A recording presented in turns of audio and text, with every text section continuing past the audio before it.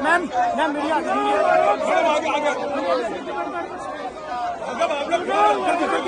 करिए।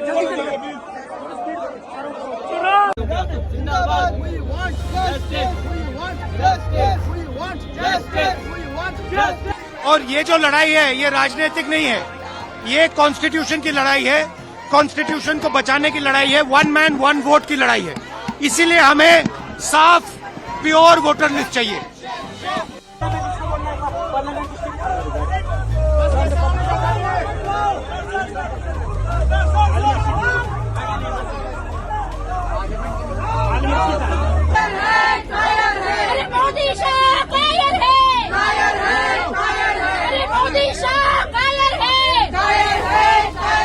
क्योंकि ये लोग चोरी करते हुए पकड़े गए हैं, ये लोग भारतीय जनता पार्टी की सेवा करते हुए पकड़े गए हैं।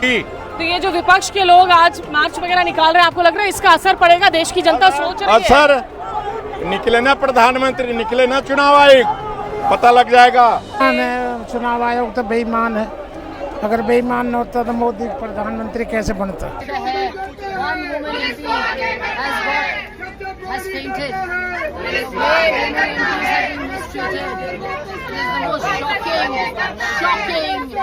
muzzling of democracy by the Modi government and Modi's police.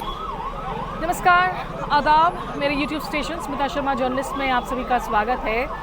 और आज एक विपक्ष की ओर से मार्च निकाला जा रहा है संसद से लेकर चुनाव आयोग तक, क्योंकि नेता प्रतिपक्ष राहुल गांधी ने जिस तरीके से एक लगभग 1.25 घंटे की प्रेस कॉन्फ्रेंस कर बहुत गंभीर आरोप लगाए चुनाव आयोग पर पिछले हफ्ते, और उस प्रेजेंटेशन में तमाम बातें कही गई कि फेक आई कार्ड्स बनाए गए हैं, कि प्रधानमंत्री नरेंद्र मोदी की वजह से और बीजेपी की वजह से बहुत ज़्यादा जो है वोटर्स को लास्ट मोमेंट पे ऐड किया गया, फेक सूची में उन्हें जोड़ा गया, और इसी के ज़रिए हरियाणा, महाराष्ट्र जैसे जो विधानसभा चुनाव हुए वहाँ पर लोकसभा चुनावों में अच्छा प्रदर्शन करने के बावजूद कांग्रेस पार्टी को एक तरीके से मुंह की खानी पड़ी।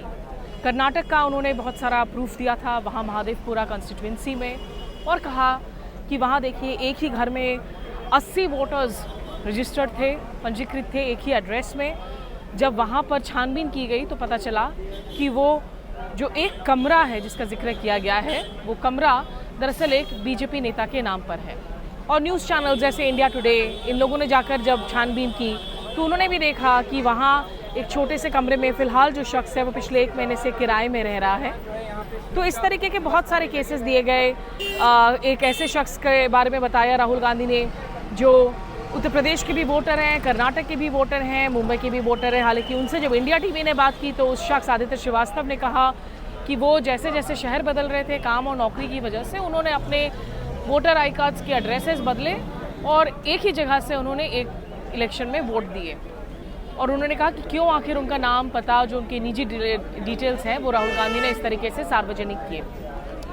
तो अब सवाल ये है कि चुनाव आयोग, जिसे लेकर बहुत सारे सवाल पूछे जा रहे हैं, सिर्फ कांग्रेस की तरफ से ही नहीं बल्कि तमाम दूसरे पार्टियों की भी तरफ से जो विपक्ष में हैं। शरद पवार ने भी उधर सवाल पूछे। वहाँ बिहार में जो SIR, जो स्पेशल इंटेंसिव रिवीजन चल रहा है, कुछ लोगों ने कहा कि राहुल गांधी ने जो आरोप लगाए हैं तो क्या SIR ही एक्चुअली एक चेक हो सकता है, एक तरीका हो सकता है कि जो फेक आई कार्ड्स हैं, एपिक कार्ड्स हैं, इनको सुलझाने का जो मसला है। लेकिन SIR के अपने ही अलग जो हैं प्रॉब्लम्स चल रहे हैं। बिहार में बहुत सारी दिक्कतें आ रही हैं और रिवीजन होते हुए भी जो है वहाँ पर, अब अगर आप दैनिक भास्कर के एक रिपोर्ट को देखें जिसमें कहा गया कि जमुई जैसे इलाकों से एक पते पर 249 लोग रजिस्टर्ड हैं, वोटर्स रजिस्टर्ड हैं। तो चुनावी धांधलियों को लेकर जो वोट चोरी हैशटैग के नाम से कांग्रेस ने अपने इस कैंपेन को शुरू किया है, तेज किया है। बेंगलुरु में इसके खिलाफ रैली की गई। अब यहाँ राहुल गांधी आज इस प्रोटेस्ट मार्च को इंडिया ब्लॉक के नेताओं के साथ लीड कर रहे हैं, संसद से लेकर चुनाव आयोग तक। उनका कहना है कि ये लोकतंत्र पर चोट है और यहाँ भारी जो है तैनाती आप देख सकते हैं। रैपिड एक्शन फोर्सेस की। काफ़ी सारे एरियाज़ को यहाँ बैरिकेड किया जा रहा है, कॉर्डन ऑफ किया जा रहा है। नेताओं को यहाँ से मार्च करने की इजाज़त दी जाएगी या नहीं, वो संसद के मकड़ गेट से निकलेंगे लगभग 1 किलोमीटर फासला तय करके। हालांकि चुनाव आयोग ने भी आज विपक्षी नेताओं को वक्त दिया है कि दोपहर के 12 बजे आप आकर उनसे मिलें। चुनाव आयोग कह रहा है राहुल गांधी को कि आप एफिडेविट दें, एफिडेविट पर हस्ताक्षर करके दें और ये शिकायत जो है आप दर्ज करें। तो वहाँ राहुल गांधी सरी के नेताओं का कहना है, हमने डीके शिव कुमार को भी सुना जो कर्नाटक के डिप्टी सीएम हैं, उन्होंने कहा मेरी आवाज़ ही मेरा ओथ है। राहुल गांधी ने भी कहा कि मैं एक सांसद हूँ तो मेरा तो पब्लिक ओथ है। तो ये चुनाव आयोग जो है इस तरह से बातों को बहलाने की कोशिश ना करे। बहुत सवाल लग रहे हैं, उन पर भी हम बात करेंगे। अभी प्रोटेस्ट पर देखते हैं क्या कुछ आगे इन्हें बढ़ने दिया जाता है या नहीं, या इतने जो भारी मात्रा में यहाँ पर सुरक्षा कर्मी तैनात है, क्या वो विपक्षी नेताओं को यहाँ पर आगे बढ़ने से रोक लेंगे। आगे ये रिपोर्ट जारी है। इंडिया ब्लॉक के जो सांसद हैं विपक्षी मोर्चे के, वो लोग अभी पीछे आप देख रहे हैं, ये संसद के मकड़ गेट से निकले हैं और पास ही में यहाँ ट्रांसपोर्ट भवन है, उसके सामने का जो रास्ता है यहाँ से इन्होंने कहा था ये मार्च कर जाएंगे चुनाव आयोग तक। फिलहाल यहाँ बैरिकेड्स लगाई गई हैं, हालांकि रस्सी वगैरह लाकर बंदोबस्त भी किया गया है कि अगर वो लोग मार्च करते हैं तो ट्रैफिक को डाइवर्ट किया जा रहा है, किस तरीके से चुनाव आयोग तक ये जाएंगे। लेकिन कांग्रेस ने ये साफ किया है कि वो इस वक्त चुनाव आयोग से सिर्फ एक प्रतिनिधि स्तर पर मुलाकात नहीं करेंगे, बल्कि तमाम जो विपक्ष के सांसद जो मार्च कर रहे हैं उन सबको अपनी बात रखने के लिए चुनाव आयोग ये वक्त दे। चुनाव आयोग ने 12 बजे का वक्त दिया है और इनका कहना है कि चुनाव आयोग के साथ बिहार में इस वक्त एसआईआर को लेकर जो तमाम विवाद छिड़े हैं, 2024 के लोकसभा चुनावों की डेटा को लेकर राहुल गांधी ने जो सवाल खड़े किए अपने पावर पॉइंट प्रेजेंटेशन के जरिए, तमाम मुद्दों पर ये बातचीत करेंगे। फिलहाल हाथों में प्लेकार्ड लेकर विपक्षी जो सांसद हैं कि वोट चोरी बंद करो, ये पीडीए की आवाज़ बुलंद है और एसआईआर का खेल बंद हो। आप देख पा रहे हैं कि यहाँ 2-3 लेयर ऑफ बैरिकेड्स हैं, उनसे आगे जो है वहाँ पर इस वक्त रुके हुए हैं। अब इन्हें यहाँ से आगे मार्च करने देते हैं या नहीं, ये आगे के इस रिपोर्ट में मैं आपको बताती हूँ। देख सकते हैं कि पीछे कुछ महिला सांसद, तृणमूल कांग्रेस की महुआ मोइत्रा, जो दूसरे सांसद हैं वो बैरिकेड पर खड़े होकर इस वक्त मीडिया से बात करने की कोशिश कर रहे हैं और मोदी सरकार के खिलाफ जमकर नारेबाजी भी हो रही है। क्या ये बैरिकेड तोड़कर आगे बढ़ेंगे? आइए देखते हैं। परिवार में कहाँ से आए? महाराष्ट्र, भंडारा जिला।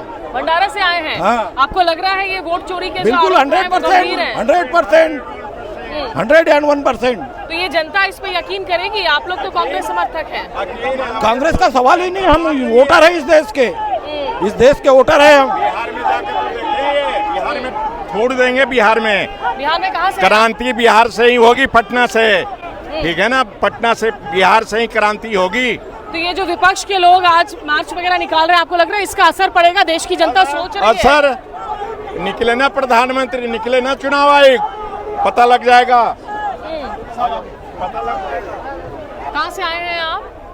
बस मैंने कुछ ना बोलना, नहीं बोलना। आए हैं कांग्रेस की सपोर्ट में आए हैं। लेकिन सपोर्ट में आए हैं, आपको लग रहा है वोट धांधली हो रही है देश में? हाँ बिल्कुल हो रही है। ये कैसे रुकेगा? रोकेगी, विपक्ष रोकेगी, कैसे ना रोकेगा, विपक्ष रोकेगी, इसीलिए तो कर रहे हैं ना। चुनाव आयोग जिस तरीके से जवाब दे रहा है वो कह रहा है आप झूठा है, बेईमान है, चुनाव आयोग तो बेईमान है। अगर बेईमान न होता तो मोदी प्रधानमंत्री कैसे बनता? Thank you. देखिए 11:30 बजे इन सांसदों ने अपने मार्च की शुरुआत की थी संसद के अंदर मकर द्वार से। फिर काफ़ी देर से यहाँ पर आकर इस ट्रांसपोर्ट भवन के सामने जो रास्ता चुनाव आयोग को जाता है, जहाँ ये मार्च करना चाह रहे थे, वहाँ पे बैरिकेड्स लगाई हुई हैं। Heavy police forces, rapid action forces की डिप्लॉयमेंट हो रखी हैं। बहुत सारी महिला सांसद थी जो बैरिकेड पर चढ़कर नारेबाजी करते हुए नजर आई।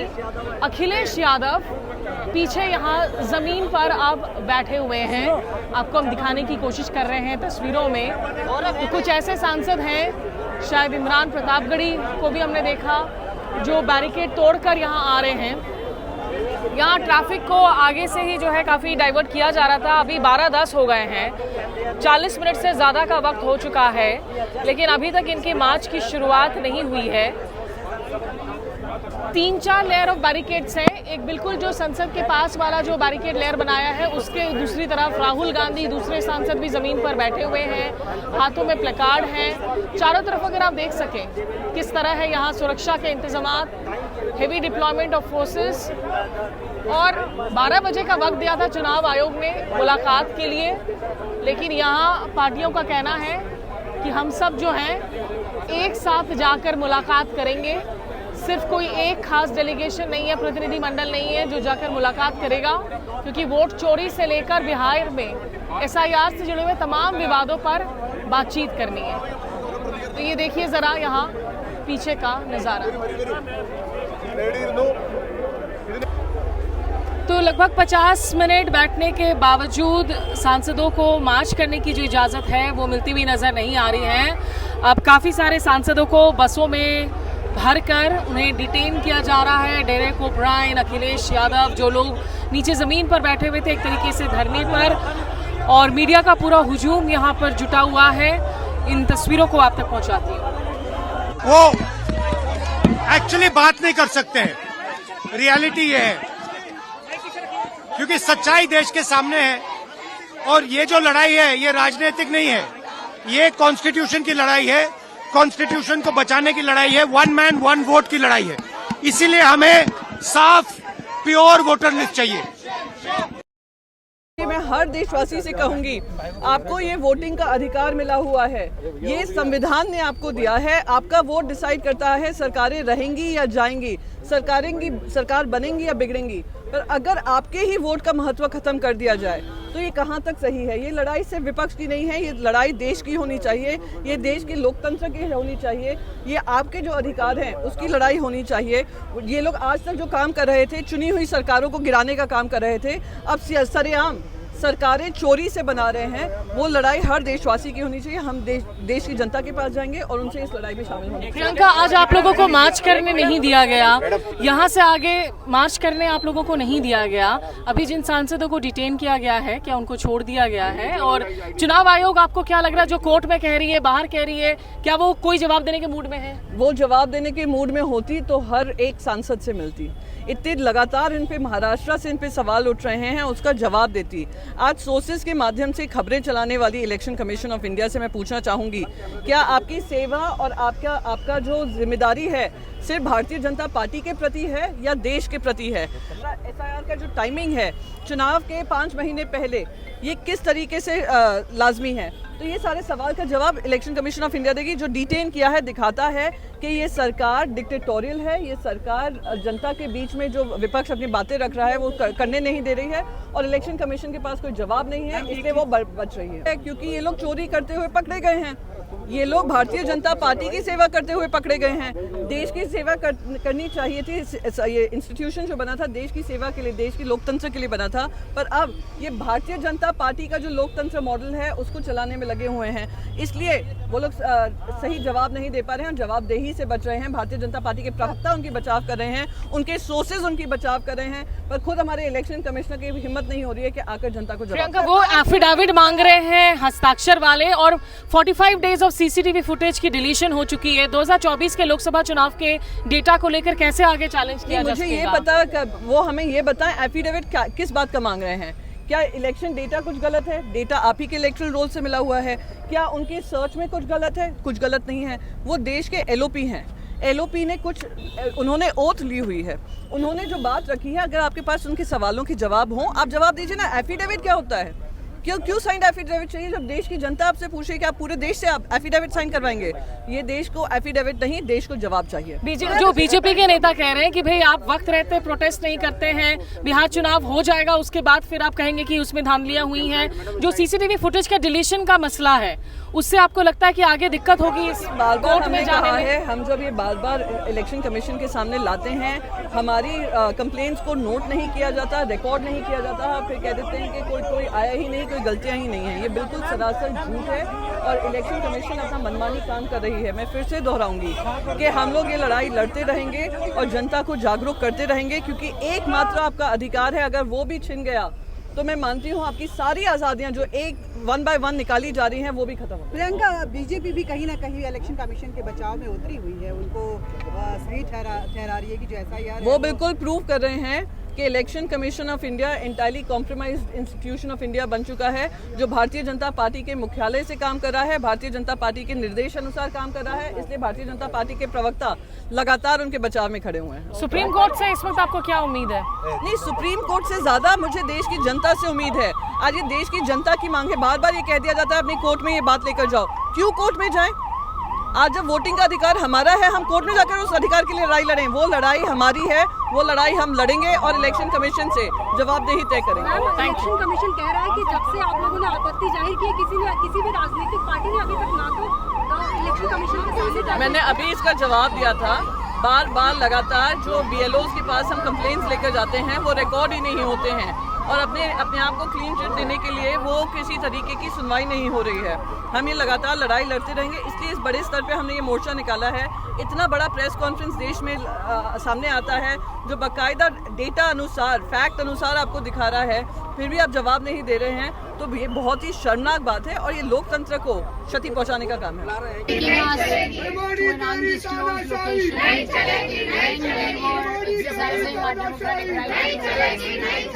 MPs are being pushed, shoved, and dragged by the hair. One woman MP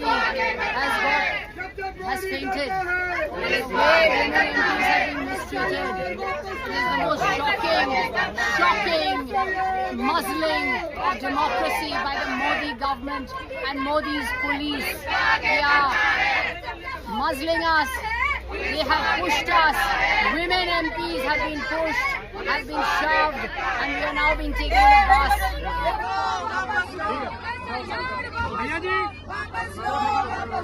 भैया जी गिरफ्तारी दे रहे हैं क्या आप लोग? भैया जी गिरफ्तारी दे रहे हैं क्या आप लोग? नहीं बदतमीजी नहीं कर सकता। अगर CRP नहीं कर रहा हूँ मेरे सर नहीं चलेगी, नहीं चलेगी, नहीं चलेगी। अरे मोदी शर्मा